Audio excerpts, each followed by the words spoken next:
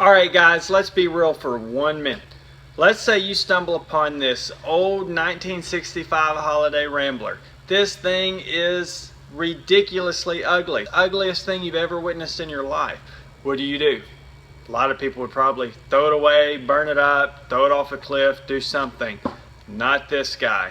This guy decided, hey, let's take this thing and restore it. Probably one of the stupidest ideas, considering it's been sitting in my backyard for about 3 weeks now. Done a little bit of demolition, but I am tremendously excited about it because I like taking these things and restoring it, because let's be honest, a lot of crazy things happened in the 60s. Yeah, so anyways, let me kind of show you what I have. I'm going to kind of walk you through from the outside, work my way in. This might bore you, hang tight, because this is just photos. I'm going to be talking about them, but I do promise to shoot some live footage. So subscribe to my channel. Let me show you what this guy's going to look like. Thanks.